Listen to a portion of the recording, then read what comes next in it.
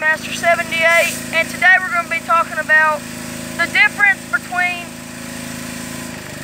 a skirted frog, you know, one of your plastic durable frogs, or your soft plastic frog, or your soft plastic frog. Personally, I like these better, but we're going to go ahead and cast this one first. So let's get to it. Oh, so let's get to it. First, the top water, this frog has a little bit more coverage to it. So, not sure if you see that or not. But it's got a little bit more popping action. And I like that a lot.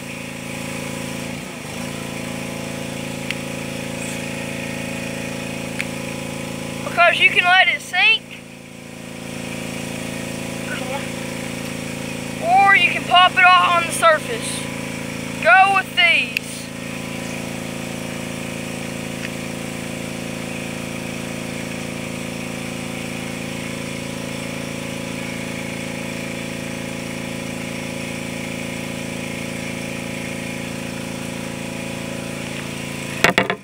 Okay. Next we have the original frog. Casting this on the loose speed spool.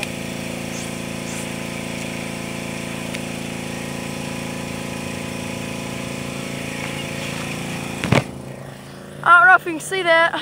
Oh, something just bit at it. Hold on, guys.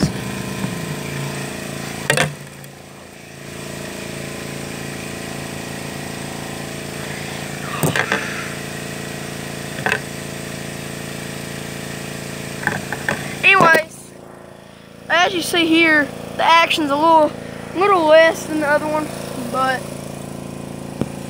that's okay. I'm so happy because I don't have to use my phone.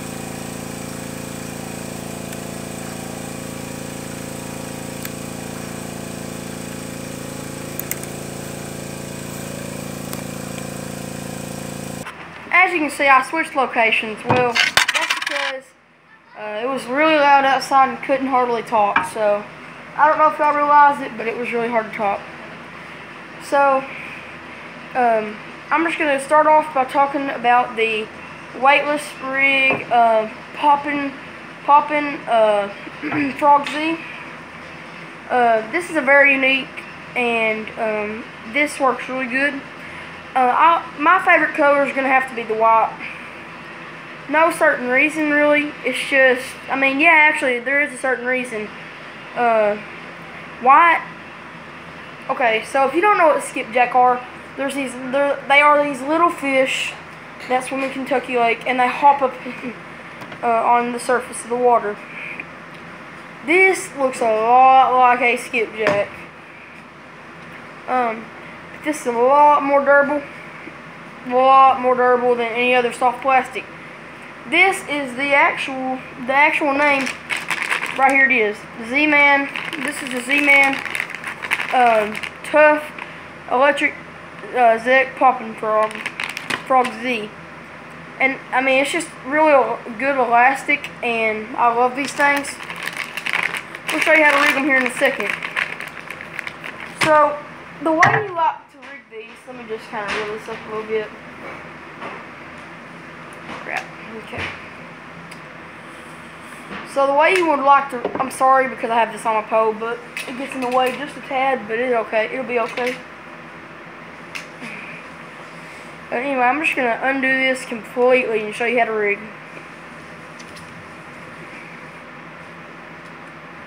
Okay, hook's out, everything's out. Drop the hook. Here it is.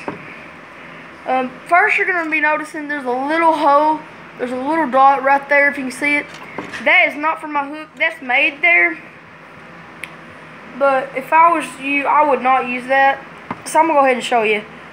There's this little dot. I like to go a little above that. About right there.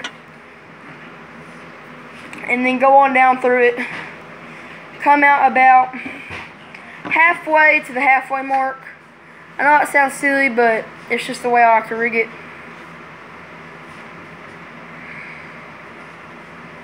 And then just do this. Bend your plastic just a little bit and then shove the hook right in its back. There you go. You have the weightless rig here. Best frog rig to me. That's just my opinion on it. I know a lot of people like to use the Lunkers rig. If you don't know what that is, it's just the hard belly frog. I hate that. I mean, the hard leg frog. I don't really like it. I'm not gonna say I hate it, because I do not hate it. But it's just not. It's not my favorite. And I'm honest right now.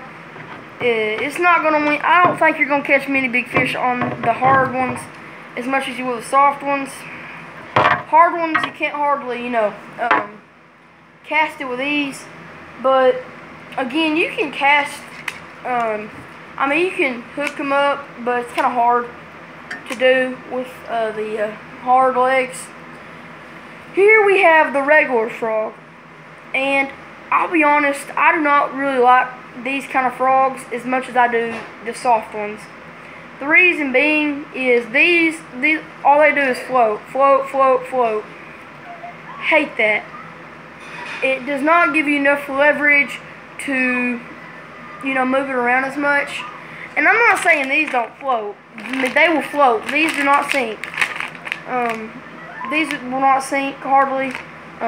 Only if you do it real fast. And that's what I like. If you reel this real fast, it's going to skip on the water. But once you start reeling it real fast and it goes underwater, you can let it sit there and get those tension strikes real fast. You can't do that with this. So that's one reason why I like Z-Man better. But this frog, I mean, it's okay.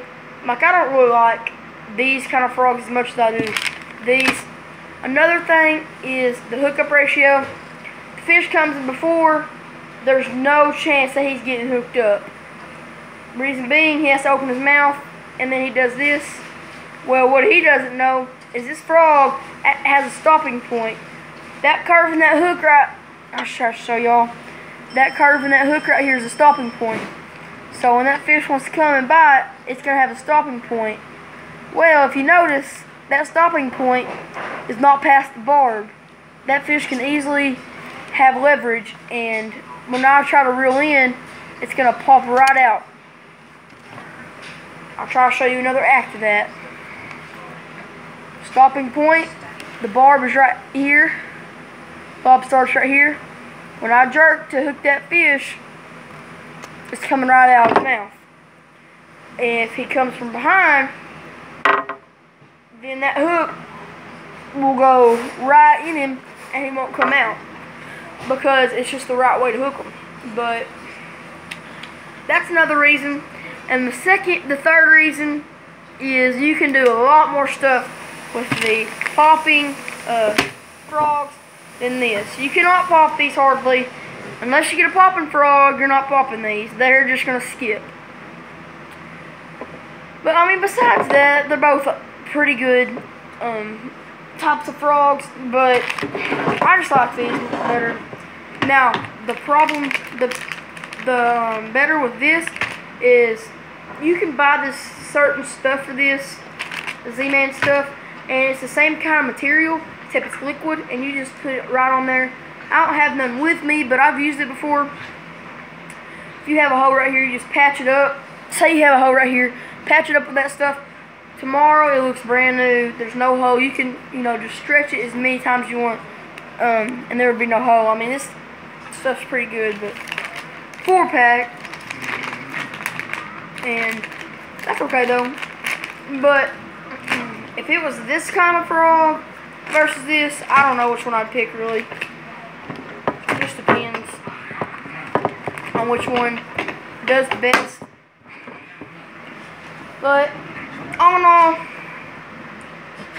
not gonna lie, they're both great baits. I'm not gonna lie about something. But thanks for watching another episode of Bassmaster 78. Thanks for watching, and there will be another episode sometime about me doing tournaments. I'm about to go in the 7th grade. Tomorrow I'm going to get my form, and then this Thursday I'm going to 7th grade. But I'm wearing my jersey here.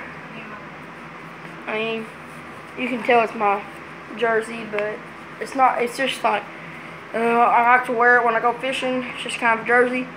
But what are you doing, dog? Get back. Get back. Anyway, but he had my knife. But anyway, thanks for watching. Hope you like this video. Give a shout out to FLW, and get back to you later. On second thought, I think I need to show you what I wear on my tournaments. So this is what I wear. I wear my belt, which is right here, my belt. I put my knife on there and stuff. And then I wear some green pants, the good kind, you know, like the pockets right here, where I can quickly get a soft plastic, put it in there, grab it out. I just like doing that. And then I got my white jersey here, PFG, Performance Fishing Guide. And then my hat, which I like to bend my bills like this, and then have them built. And wear my hat, FLW. But this is usually what I wear when I go tournament fishing. My tournaments, I'll use this reel, another Fluger, and then I'll have this one as my backup to this one, because this is like my favorite rod and reel, if you haven't already noticed. Cast phenomenal. But yeah, this is what I wear in a tournament. Thanks for watching, guys. Hope you enjoyed this video. And subscribe. Always subscribe and like. And most importantly, go catch some bass. See you guys later.